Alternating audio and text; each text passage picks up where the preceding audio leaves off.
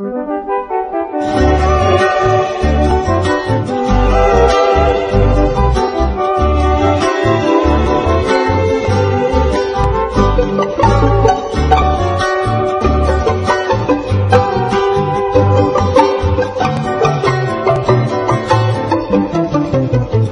acento tiene tanta ternura como doliente maracabú.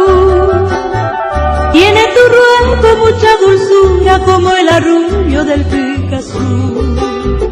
En estas tardes de primavera, demasiado rojo ya sé, mi alma triste se desespera y catuve y menendive.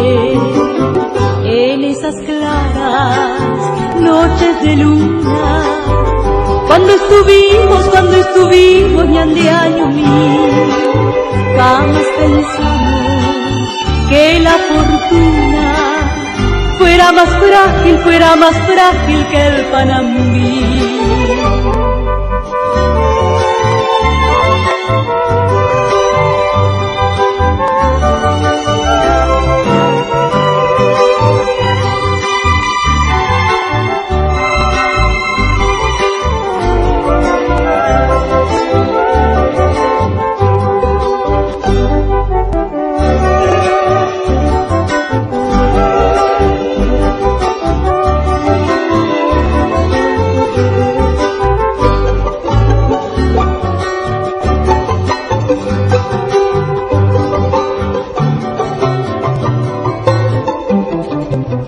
Tiernas palabras yo te decía, mucho más dulce que el aire, y a cada beso que te pedía me contestabas con un tobé.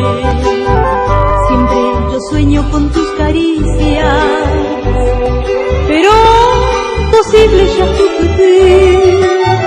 Si disfrutare de esas delicias seré dichoso de tu pasión. Tu acento tiene tanta blandura